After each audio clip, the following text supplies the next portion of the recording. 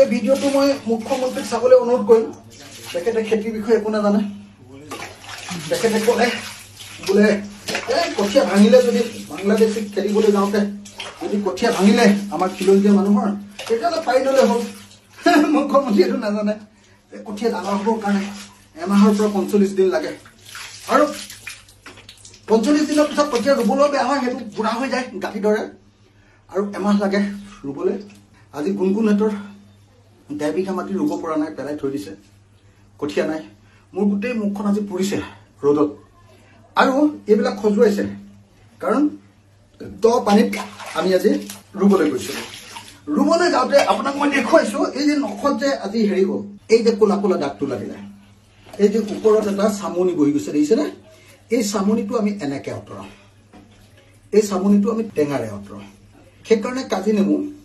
অসমৰ জনজীৱনৰ আমাৰ জনজীৱনৰ অংগ এতিয়া চৰকাৰে ইয়াক জাতীয় ফল বুলিও কৈছে এইটো ফল বুলি নকয়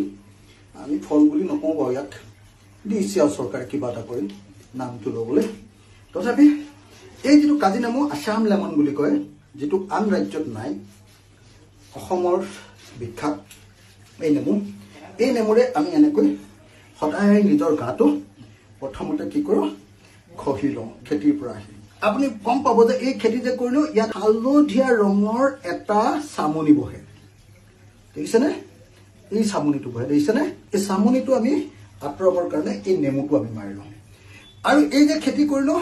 এতিয়া এইবিলাকত আমাৰ খজুৱতি হ'ব এই খজুৱতি নাইকিয়া হৈ যাব মোৰ আজি আৰু খজুৱতি নহয় আৰু এই যে মই এনেকৈ মাৰি দিলোঁ যে খজুৱতিটো নাইকিয়া হৈ যাব চব এনেকৈ সদায় মোৰ এই নখত যে এতিয়া বোকা সোমালে মই নেমুৰে চাফা কৰিম নখৰ গোটেইবিলাকত ৰং ধৰিছে এইটো মই নেমুৰে চাফা কৰোঁ দেখিছেনে এনেকৈ এতিয়া নিজৰ গাত অলপতো পুৰিবই নহ'লে যে আকৌ গোটেই গাটো হেৰি হ'ব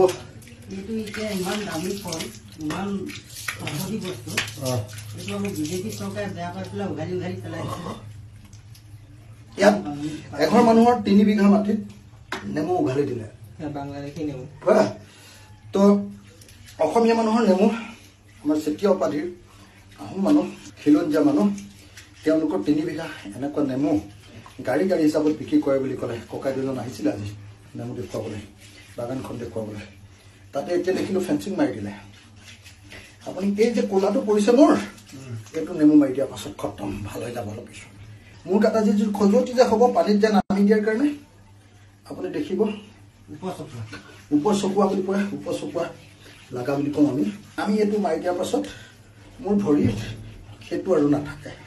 সকলো খেতিয়কৰ এইটো হ'ল এটা অপৰিহাৰ্য বস্তু নেমু টেঙাটো আমাৰ কাজি নেমুটো এই কোলা হৈ গ'ল ন পুৰা এইটো চাফা কৰিম এতিয়া মই আইৰণ বহিলে বহিব আৰু আইৰণে বহিছে নে কি বহিছে হালধীয়াও কৰিছে ক'লাও কৰিছে নখো দীঘল দেখা যাব তো এইটো ইয়াত যে আমাৰ ঘামচি উঠে নহয় এইটোত আমি সদায় এইটো মাৰোঁ এই যদি আপুনি নেমুটো মাৰি দিয়ে ঘামচিটো নাইকিয়া হয় অলপ পুৰীয়া কৰি এই ঘামচিটো ভাগি যোৱাৰ পাছত কিন্তু হ'লেও প্ৰত্যেক মানুহে নেমুটোৰ এনেকৈ আমি কপালত মাৰি দিওঁ পানী চানী বাগৰি দিলোঁ না গোটেইখনত আৰু বাইদেউ কেইজনী মানে খুৰীদেউ নহয় আপাদহে গোটেই মানে হেৰি কৰি দিলে নহয় কি কয় এই দাড়িতে গোটেই হেৰি লগাই দিলে না বোকা লগাই দিলে এতিয়া ইমানখিনিলৈকে মই দেখুৱালোঁ ইয়াৰ পিছত আমি এতিয়া গা ধুম গা ধুই চাবোন মাৰিম বাকীখিনি মাত্ৰ মই অসমৰ মানুহক এইটো কথা বুজাব খুজিছোঁ যে প্ৰত্যেকটো জাতিৰে নিজৰ এটা জীৱন যাত্ৰা থাকে ৱে অফ লাইফ কেনেকৈ চলিব কেনেকৈ খাব কেনেকৈ কথা ক'ব কেনেকৈ হাঁহিব কেনেকৈ খেতি কৰিব খেতি কৰাৰ পিছত কেনেকৈ থাকিব প্ৰত্যেকটোৰে এটা জীৱন যাত্ৰা থাকে